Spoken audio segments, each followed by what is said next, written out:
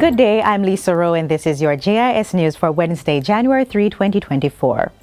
Prime Minister Andrew Holness says the mission to increase economic growth this year will focus on increasing productivity. Mr. Holness says performance management must become the mantra for all Jamaicans. This, he insists, is how the country will be able to sustain its economic growth. The Prime Minister was addressing the nation on New Year's Day. All Jamaicans must produce more in 2024. We will seek to gain greater efficiencies in service delivery and output through greater integration of technology and business process engineering in the public service. The Prime Minister is urging Jamaicans not to undervalue the importance of having a strong performing economy. He says the country's current performance has been underscored by consecutive quarters of growth, record low unemployment, and a net international reserve of $4.5 billion. Debt to GDP is also projected to reduce to 74% by March 31 this year. The Prime Minister emphasizes that in addition to being able to fix roads, improve hospitals, water supply, and wages, the government will go further.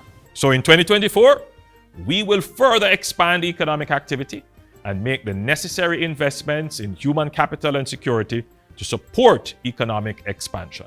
This will give us the ability to do more for you in 2024. Meanwhile, the government has signaled its intent to establish a national policy that will enable the provision of housing for tourism workers.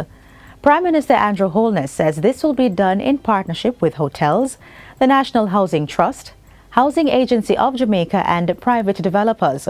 Units have already been reserved in Rhine Park Estate and Grange Pen in St. James for tourism workers.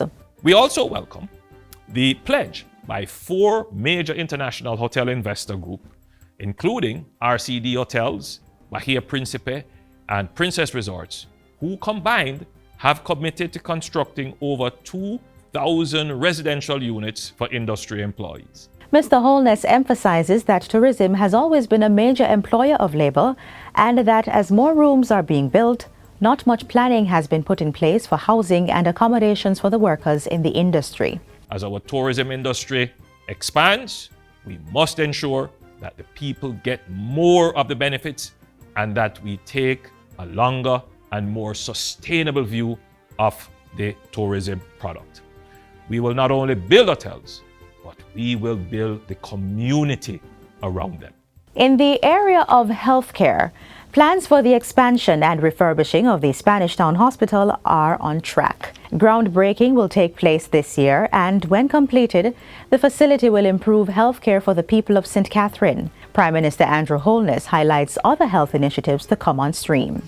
We will also go to procurement to build the most advanced primary care clinics in Portmore and Old Harbour. We have started the digitization of health information systems, and the Maypen Hospital will be the first facility to go live on this digital health information platform. And finally, road fatalities for 2023 was 425, a difference of 63 or 13% less than 2022. The Road Safety Unit reports that the deaths were caused from 384 fatal collisions. The parishes of Westmoreland, St. Catherine, and St. Andrew accounted for the highest number of fatalities. Of the 425 fatalities, males accounted for 88% or 369, while females numbered 56.